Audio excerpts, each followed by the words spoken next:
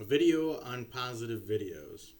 A lot of times for these types of things, I might have a few little notes, or a lot of times no notes because I like them to be off the cuff and what I'm thinking. But I made a few little notes this time, and I like to encourage criticism, right? Criticize myself, and definitely went too far in that direction for a number of years when I was younger.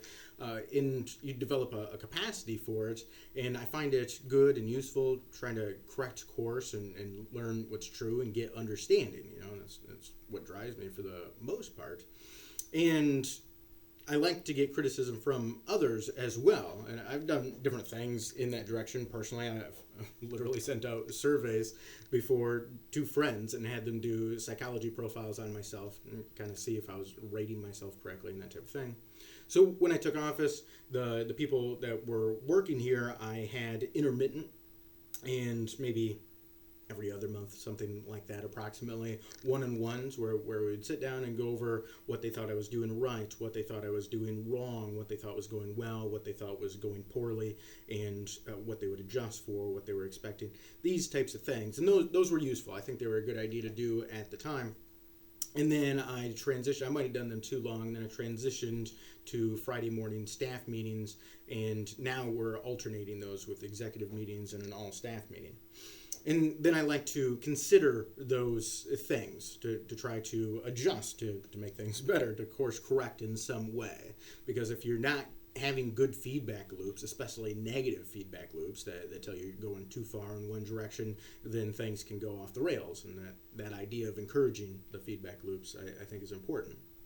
And so my addressing rumors videos got a little bit of attention, and you can get the impression, I think, very easily that they create controversy. I think that's incorrect. I think it's almost the reverse of true. I think they reveal controversy that is already there, but isn't being addressed directly, and that's why I'm making them, to address them directly, and that way people can have a shared reference that they can go to, and then you can have a more informed debate and a better conversation around that topic once you get that. But in one of the Friday morning meetings, it came up that maybe I should shoot some positive videos along with the rumor videos. And I have the whole list of rumor videos.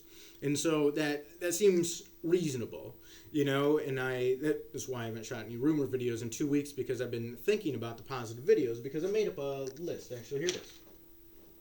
And so I made up ideation, right? Made up in a list of these potential positive things. But it's every one that I wrote down, I could easily criticize. And then if I'm going to paint a picture of sunshine and rainbows and unicorns trolloping through fields full of monarch butterflies, that it's insincere. Right? Because I came into the position because I thought there were various problems that I disagreed with, which I thought were important, and with the idea that I would tackle problems. And so to a large extent, I view the bringing up of the problems as positive in itself. And I need... Well, and I have to be sincere. I have to try to be sincere. I think everyone should be working on that. Actually, my friend Rocky, a number of years ago, I went to one of his sermons, and the entire sermon was on sarcasm and how sarcasm isn't sincere, and so it becomes destructive for yourself and for your relationships and then society as a whole. And I think that's largely correct. And I used to use sarcasm and be facetious all the time when I was younger, and I still do. I attempt not to. I attempt to do it less, and I have been improving on that over the years. When I was young, it was just so easy to point out something that was wrong by showing that logically it just leads in this horrible direction by being a little sarcastic with it. But I do believe that's incorrect. Being sincere is better. And Thomas Carlyle, in his book on heroes and heroism, talks about this transformative effect that these great people have had in history, and to a large extent it was because they were sincere. They have other qualities, of course, as well, but that sincerity is a major part of it. Without that, it's necessary. It's not sufficient, but it's necessary. Common philosophy idea.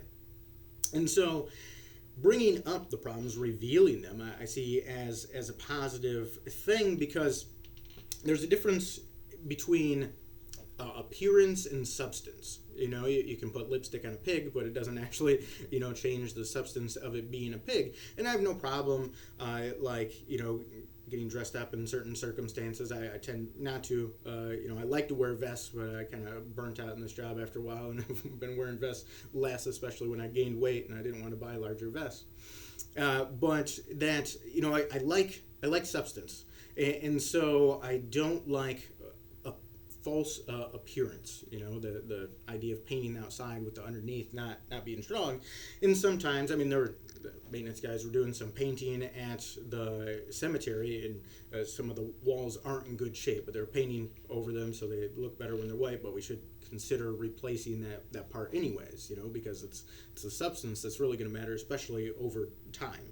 And anyone who's talked to me for the most part knows that I really focus on meaning in life. That's been a very strong driving force in my life since I was 13. I had an incident when I was 13. And so I've been pursuing meaning. That's led in all these different routes, but that idea of substance is very important. And the thing with these is everything's going to get attacked anyways. It's politics, it's human nature, it's an unfortunate aspect of politics, it's an unfortunate aspect of human nature, I think, to a certain extent. There's some redemptive quality in it, I think. This ability to criticize and self-correct allows us to pursue truth, so it is important. But some people are going to disagree with anything that I put out or anything that's put out in general. And then some people are going to disagree with it because they disagree with it. And then other people are going to troll me. That's just going to happen. As the population gets larger, you accumulate more trolls. So we're at 9,586, I believe, was the last census people in Dalton Township. And so that's just going to happen.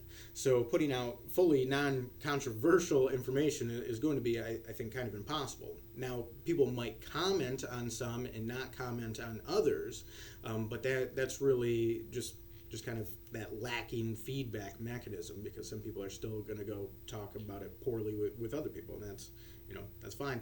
I am to a large extent, I really like criticizing the government, and the fact that I am the government now doesn't exempt me from that. I think it's good that people criticize the government as a general policy. So, and there's a strong tendency I've noticed that at multiple levels, all levels of government, to want to keep things quiet when they're going poorly, and then to keep things loud when they're going well. And I think that's a bad policy, and I think people feel that, and I think they know that, and they suspect that. And so that leads to a bunch of conspiracy theories and rumors and stuff like this, because people know that something's being covered up, but you don't know exactly what, right? That's where a lot of the conspiracy theories go wrong, is they know there's a conspiracy, that there's a secret, that there's an issue, that there's something being kept from them, from us. But filling in the blank is almost impossible. So then they offer their own version of the truth, and whether that's true or not is much more debatable. But the fact that there's a secret there is usually true, maybe true 100% of the time in conspiracy theories. And so you can't confront lies and untruths and falsehoods with silence. That it won't lead to a good thing. And you can't confront lies with more lies. That won't lead to a good thing. And if you try to justify that to yourself, that it's going to lead to a good end through this bad means, I think you're deceiving yourself. I think that is wrong. You have to do good means to good ends. And it's difficult to do, right? It's a challenge. It's a life challenge. It's a big part of finding the meaning in life is realizing those types of ethical principles, I think. And so really only the truth can cleanse that stuff. And so it's the idea of shining light on the darkness, or that light sanitizes, right? Only the truth can really cleanse that type of thing. And so that's my personal philosophy in general, and I've, of course, been applying that here. And so I've been working on it, and incrementally rolling out. The packets are huge, and these videos allow people to access more information and getting more out there so people can know what they want to know. And if there's an issue, there's an issue. There's no... I don't even think there's a reason to cover it up. Like, why? Is no one going to find out about it? If a few people find out about it, which they have to, and then word spreads, like, why not just say, hey, here's an issue? And I realize I have to balance transparency with confidentiality.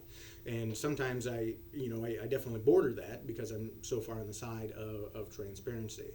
I attempt to do that, to not be so far that I violate some of these ideas of confidentiality. And so I will put out some positive videos, but I don't think they'll be non-controversial, and I won't state, I won't give the idea of false positives. And just like I really strongly attempt to not give false promises. I like to talk about the things I've done because then they're done, and I can say this thing came out well instead of this thing in the future is going to come out well. Well, I'm not sure. there could be some sort of issue that I don't see coming or what have you, and so I attempt not to do those things. And so some of the things I on the positive list, just as an example, right, like the ORV ordinance. Some people are like, oh, that's amazing. We've been talking about it for years, and no one's done it correctly in the county, and so Dalton's the first one to do this. And I'll make a video on that. But other people are like, well, that's a major safety issue, and tearing up the side of the roads and this type of stuff. And so there's those potential negatives that balance it out, and there's a lot of truth in the idea of things in moderation, right? Know thyself, things in moderation, balance. These types of principles, there's a lot of truth there, but there's a lot of subtlety that needs to be worked out as well.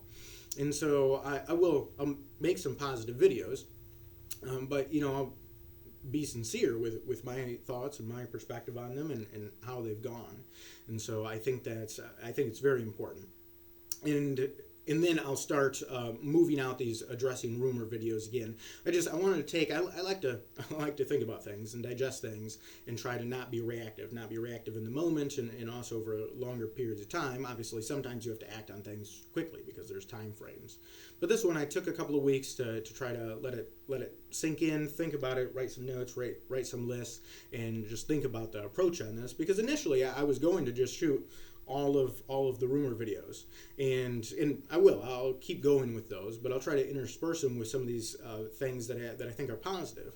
And I've written some things on that. My article in the Beacon on the struggle of politics. It's called the struggle of politics, so it's not overly positive, but the idea of it is listing these types of things that have come out of the struggle, the positive things that have come out of the struggle, the positive changes that are happening. I think there are positive changes happening, and objective positive changes, even more than the unobjective stuff that I've been trying to change somewhat in the culture. But the objective things might lead to that, So I think there is a lot of good stuff happening there, and even I think the revealing of the problems is a good thing on its own, even if I can't solve all of them, which I'm certainly not going to be able to do.